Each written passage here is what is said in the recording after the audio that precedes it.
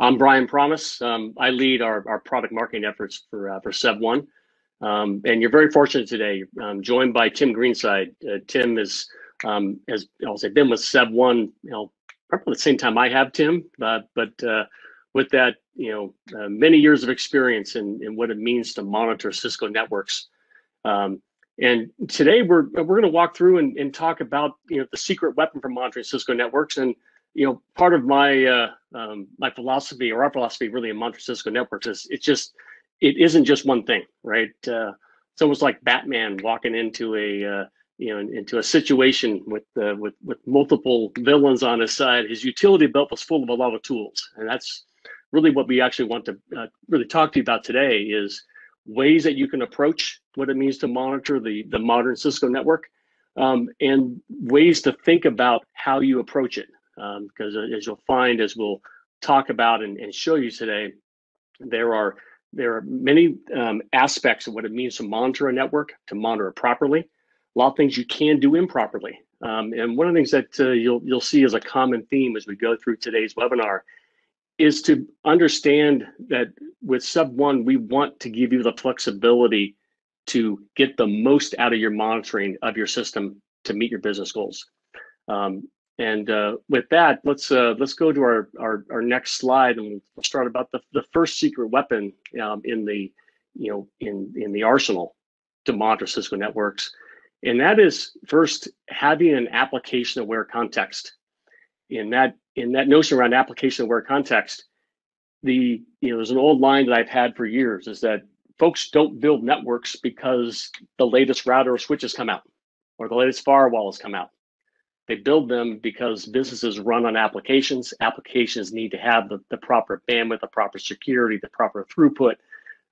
Whether their users are attaching on a Wi-Fi within an enterprise campus, accessing an on-prem data center, now accessing multi-cloud hybrid, whether they're going across a WAN to their corporate sites, or as many of us are working at home today and tapping back in to corporate resources. It's all done for folks to have access to applications and network services. And at the base of all that, right, is the network, right, and the network that is built to enable that application availability. And to get that, you need the ability to have the visibility of the full stack and start with the network itself. Tim, let's chat a little bit about the range of device support that we have across Cisco today. And we show here we have 250 plus vendors. We're really focusing on Cisco today. Sure. Talk a bit about Cisco support for folks. Yeah, so we have as Cisco has evolved with the trends in networking, they're bringing together new solutions around software defined things. So when you think of software defined networking or Cisco ACI, that traditionally you used to have the rack and stack switches. Now you have the whole automation of that with controllers, and so we have to have new ways to approach that type of data. So instead of traditionally going after things using SNMP, we also need to be able to tap into the APIs that Cisco is providing for us to be able to get the information, to get expose more information than we would get from SNMP. Things like overlay and underlay data in a SDN environment. Other things, when you think of SD-WAN, so Cisco has a Viptela solution where that also has a controller that is responsible for bringing up the SD-WAN tunnels and pushing policies out to them. So we need to have visibility into that too, and that's also via talking to vManage using its API. And then we do have traditional things too that we're still talking to some things the way that we have for a long time with SNMP. SNMP is not going anywhere anytime soon, and so we need to be able to continue to collect that and collect it at scale, and being able to pull in things from routers and switches and Wi-Fi components with that, so that we can provide a a picture of your environment. So depending on where you're at in the journey, being able to being able to monitor what you have now, as well as being able to position you in the future for continuing to, be able to monitor your environment as technology changes. It's important point you made there, Tim, around the ability to adapt to the changes, right? Changes in the data center, changes in the WAN, and if you think about those evolutions in the data center with Cisco ACI, Cisco ACI is application centric infrastructure, right? Is they are making their adjustments to enable applications to have the access to the right network resources, and we tap in to that knowledge of the overlay and the underlay, to help folks understand better how things are performing on top of that appware structure. But Tim, you also mentioned scale, and when a lot of folks first think about scale, and we say we can collect billions of data points a day. Scale to me has a few dimensions to it. There's scalability of how big a network is, right? And can I get data from every device? But there's also a matter of scale in how a system can be utilized by I'll say an organization, by network operations engineering team. And what I mean by that is there was a customer that a recent Sub1 customer I was talking to a few weeks ago, that their previous system that they had installed, they could gather data from most all their Cisco devices, but they were governed in a way that they could only get data every 9 minutes from those devices, because those were the guidelines set up by by their management system in order to go to go gather data. But today, as we work with with some of the leading networks out there in the Fortune 500 type space, they're often tuning those and needing to get data not pass an intercept every 5 minutes, but getting it down to a minute, and then be able to get that information and not impact as I call it, the economics of what it means to monitor a network. Because as we enable our users to utilize the software we provide to collect all the metric data, collect all the flow data that they need to monitor their business. We don't charge folks any more money, right? And the more additional license fees if they're gathering more metrics from that router or switch, or getting more flow data. The built-in scalability of Sub1 enables users to determine how much data they really need, as opposed to what the system limits them to get. It becomes a really big point in enabling our customers to be able to drive that level of visibility, whether it's networks of today or networks of tomorrow. So to our secret weapon, right? We started first with application aware context. Next secret weapon is gaining that full stack visibility by collecting all the network data. Let's go into Batman's tool belt, Tim, and see what's the next one, right? And the next one is you need to be able to act quickly, and to do that, you need machine learning based advanced analytics. So Tim, give folks a little highlight of some of the machine learning and the overall advanced analytics they can find. Okay, I'm going to transition to an actual demo here. So this interface here is called Data Insight. Gives you visibility into your environment. So we can look at overall utilization of our components, and we're able to select components of interest that maybe I want to look at in octets here. And so I can get an indicator summary of this. As Sub1, one of the things that we do is we'll automatically go ahead and we collect the data for all the indicators. As soon as it hits our system, we begin to baseline it so we can learn what normal looks like. And so once we know what normal looks like, then we're able to tell you if things deviate from normal. So we have analytics that can help us to baseline what's normal or not. Let me switch to a Chicago device here. So Chicago, maybe my edge router. And then I can select maybe a particular interface. So I'll pick, go to a gigabit Ethernet interface. And then I can choose one or more indicators here. So I'll look at in octets. I'll look at my incoming bandwidth. This is going to show me what you're able to see here. The bright blue line is the actual performance that we're currently seeing. I can actually turn these off so I can show you the different layers involved. Blue, this is actual live. Then I can also see baseline information. So here's the baseline that's calculated. So if I combine the two, it gives you the ability to see where am I in relation to the baseline of what normal is. So am I higher than normal? And so that can we can raise alerts on that. So that gives you the ability to alert when things are too wrong and for too long, or are differing from normal. Sorry, I've got to close. Too wrong for too long. I've not heard that term before, and I like that. That one will stick with me for a while. Yeah, so you've got the ability to use standard deviation too. So you can turn on standard deviation. That'll show you the variability over time.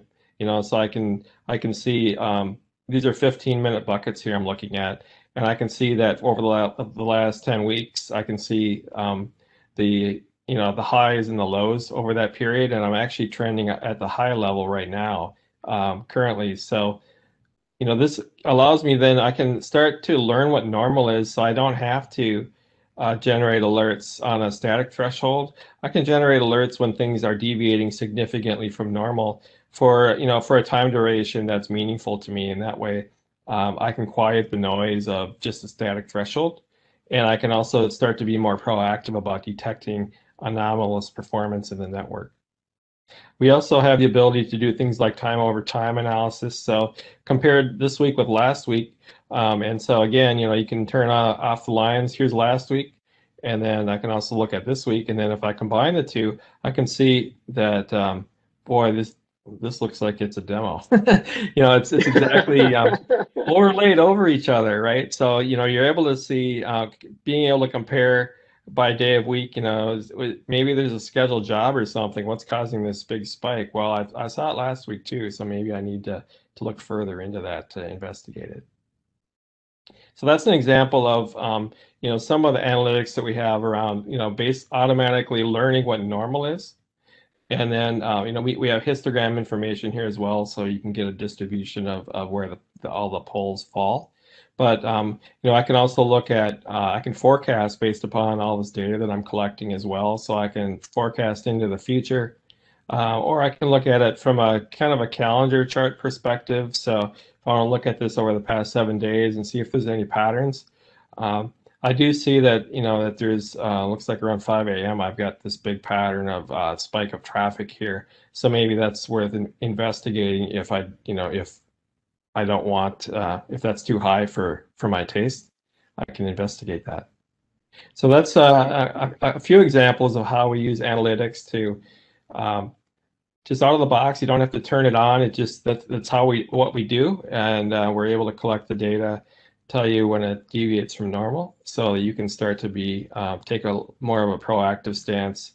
And it also gets you out of the exercise of having to figure out what's a good threshold for one component versus another, because you've got different speeds, you've got different types of traffic that flow across your network. So being able to learn and alert when it's too wrong for too long, that's a great way to get you into a better position to take action on things that are meaningful. Tim, you and I've worked together for a number of years, and one of the things that I've always appreciate the way you approach stuff is that you approach it in giving a detail of the what, but you also give the why, right? This notion of having automated baselines instead of having to go device by device to set a static threshold. When I was mentioning earlier about the a recent customer who was just getting data every 9 minutes. The other thing they also did is they also had to go set static thresholds, device by device by device. Right, and as Tim explained, this capability that is built into SEV1, automatically understands what's normal and what's not for every device that you bring in, whether that's S&P data that Tim was mentioning, or it's API based data from say Cisco ACI or Viptela, or some of the the Wi-Fi capability or the Wi-Fi components that are there across Cisco networks. All the data comes in. You can apply different standard deviations, right? Is it too wrong for too long, as Tim was saying, and then be able to to forecast out capacity, right, for flexible alert policies.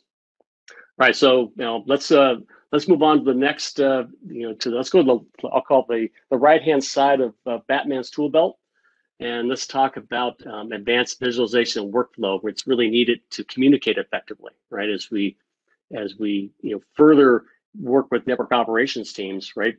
Back to my line earlier, right?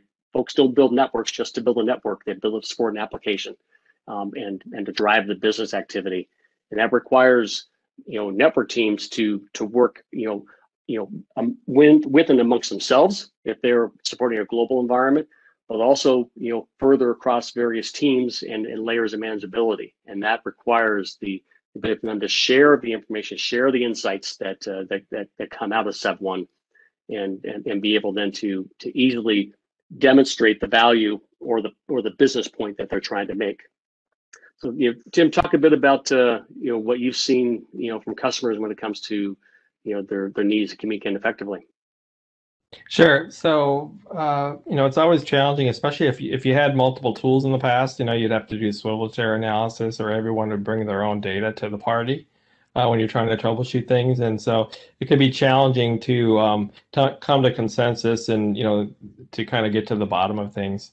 So we have this ability, and I'm going to go back to a demo again, because I think demos are more fun to look at. So we have some out-of-the-box capabilities, reports that you get day one with the product. You don't have to do anything special to get these, and so gives you the ability to you can start to use it immediately, and you're able to use reports instead of maybe one in the past you might have a platform where you'd create a report and then someone else likes that report, but they want to make it maybe just focus it on their devices or make it a little bit different, so they make a copy of it. And so you would end up with that happening a lot, and then before you know it, you have a really cluttered system, and it's hard to maintain, hard to find things too. So we've got the ability to, we want to make the data, democratize the data, I guess, just make it available to anyone who's interested, by group or by responsibility, but be able to use the same reports. So if we give you these out of the box reports for day one, but these can all be modified, or you can create your own as well. But you're able to go over here, and I can select by device group. Either I can get a view of the world, or I can go by a specific site or by technology. So there's a lot of different ways that I could look at things. And if I wanted to see like Chicago, I can select Chicago, and then I could also select maybe New York City and maybe San Francisco. And you can see that as I do that, it's automatically dynamically updating my list of things that I have to look at. And so, and also, we have the data organized too in maybe common areas of interest, like looking for utilization or maybe errors and discards that are going on, or the overall availability of the sites, things like that. So we kind of have the useful information at your fingertips up here, where you can toggle. But we also have workflow capabilities. So within this, now I can train my team, so if I have maybe a team on the West Coast, team on the East Coast, I could train them how to use the solution. Then they'd be using the same workflow, whether they're looking at the whole, these three sites, or if the central guy is looking at his site. How to use the tool. It's a common workflow. So here, I could look. We've got these links, so we're able to chain the data together from one chart to another. So if I wanted to look at specific components here, like Chicago Firewall, I could click on this slice of the pie, and you'll see that it'll just focus my attention then on just those events related to that particular device. And then we also then have the ability to have in context templates, so we can go from, like in this case, from a firewall to an ASA device summary. And then this gives me details for this one device. You can see it passed that device name in. And then now, I can look at performance data related to this ASA firewall, which is having a connections alert and also a number of hot CPUs. So, it gives me the ability, I can see here with Spark charts, I got a couple bytes out of my connection time. So, you might want to investigate that. You're able to go in by selecting the connections tab. I can see when those particular events have occurred. And then in addition to that, Dan, I could also look at, okay, during the same time that I had these connection drops occurring, I was having high CPUs, so I can also toggle right over here and look at the CPUs, and sure enough, I see that, I went from normal operation up to pretty, running pretty hot. So being able to select these, I'm able to go to like an instant graphs workspace. And so you can see as I'm doing this, the workflow that we've curated in this case, but you're able to go in and you can create, like in this case, I want to look at connections for both my current connections and my 5-minute average to see if there is truly a relationship there. And you can see, sure enough, there is. Okay, so being able to have these workflows and being able to have tools that are useful for correlating data is really important. And also the ability to to link relevant data together too. An example is being able to go from metric to flow. So if I go look back at my current connections here, and I have the ability, I can drop this down and I can say show me flow data for this as well. And this will go ahead and it'll pull up some flow data for me, and I can see I'm looking at TCP SYN packets, and I can see evidence of denial of service attempts, and they correlate with the time that I'm seeing my connections drop. So looking at this, then I've got a list of IPs, so that as an administrator or as a network guy, I can go in and I can change my firewall rules to block those interfaces, or maybe have a conversation with my carrier so that they can block those interfaces for me and make sure that they're not going to be messing with my service anymore. So anyway, sorry, Tim. Go ahead and finish your thought. No, so I was just going to show you. It's an example of that's just one possible workflow with starting out at a high level, sorting it by my area of responsibility, finding the highest alert, being able to drill into a template out of the box report, and get immediate value to help me to solve a problem. I think as I watched what you walk through this the workflow from this alert and across the links to the ASA device where you picked a firewall, I think it's really important for folks who are seeing this to recognize what Tim just showed you are things that are there out of the box based upon the discovery that Sub1 does of your environment. So there's nothing that you have to do, right, to configure this any differently, other than making sure that we have the ability to go speak to those devices. But also this is I'll call it the very in-depth starting point, right, of information and workflow that comes between. But you can also update and modify any of the content in here. This becomes a starting point for our users, as opposed to a complete blank slate, right? We have a place to start from, and to show you how some of the workflows can operate between various types of devices. Mm-hmm.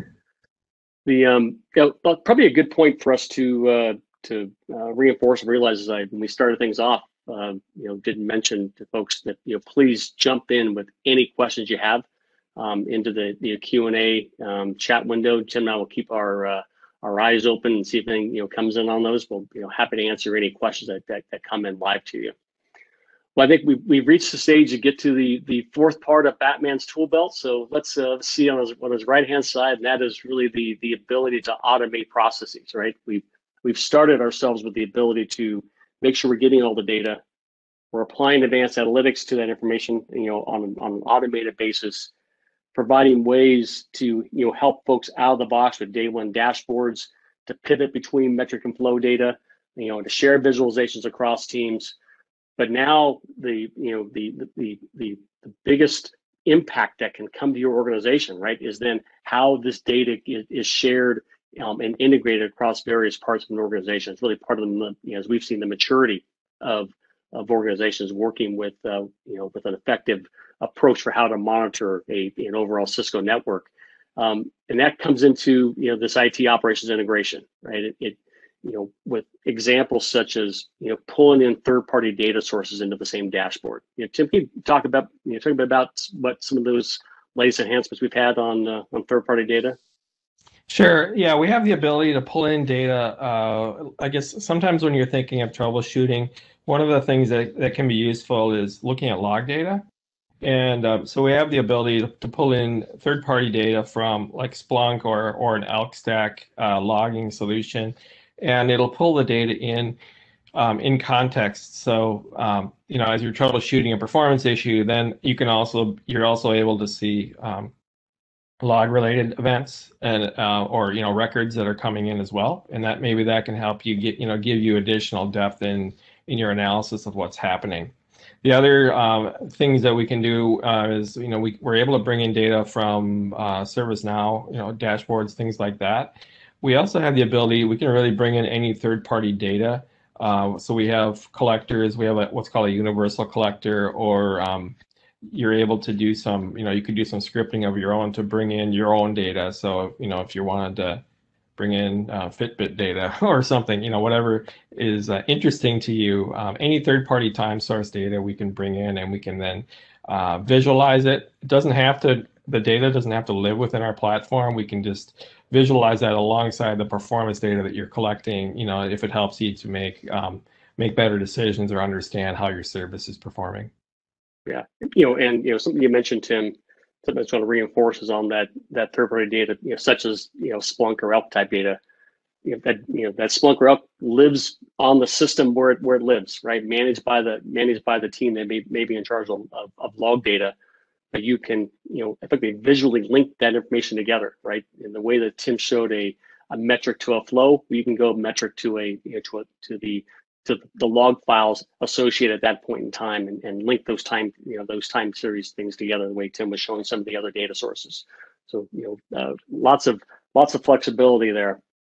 Some of the other use cases we see in customers work with is the network is pulling data in and can be used to then stream data off to other sources, right? As network is a piece of puzzle at times for an operations team.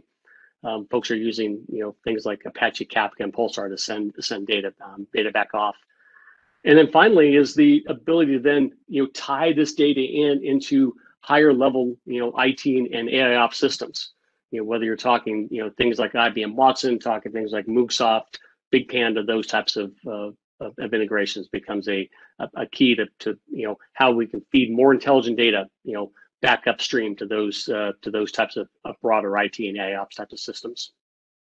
The one question that I just saw come in, Tim, is on. I'll say we have a Tim asking to Tim, so we have a double Tim question coming here. So Tim is asking, are we able to pull anything from Meraki devices? Can you talk a bit about Meraki, Tim? Sure. Yeah. So we have the ability to pull in any data from the easiest way is via SNMP. We can request. Either we have a large certification library of devices already. So chances are Meraki devices have been certified, and so you can request to have from support, and they'll send you that particular certification. Otherwise, if you provide a SNMP walk of a device and it's MIB, we can certify that for you as part of your support contract. Within 10 business days, we'll actually turn that around. So that's how we can provide support for those components. If it's an API that needs to be queried, that's something that either we have something called a deferred data method where we could provide some example scripts, and you could write your own script to pull from the API and put the data in our database, or we can have a services engagement that could write a collector that that would be able to do that for you. So there's a few different ways of doing it, but Yeah, with Meraki, they do have some SNMP support, so we're able to pull data. We can discover their Meraki components via SNMP, and then pull the metrics. And then once they're in the system, they start being baselined, and you can alert on deviation from normal just like you can anything else. Great. Well, Tim, thanks for asking the question, and Tim, thank you for answering. All right, let's go to the I'll say the second and last slide we have, which is really a place where we're putting this all together. And so if you think about where we've been today, we've been talking about various parts of Cisco devices up and down from whether you're talking about the WAN, Wi-Fi, the campus router and switch network, the branch office networks, their ability for branches to get the network services they need, whether it's Wi-Fi connectivity, and/or access back into corporate data centers, or up to I'll say multi-cloud situations to the data center itself, as well as the needs that larger communication service providers have to collect data in 4G and now 5G environments from the tower to the core, and enable the ability to pull metrics, to get flow data. All that data comes into SEV1 and applies I'll say the Batman utility belt against it, these various aspects to get that data, apply analytics, have the workflow and visualization to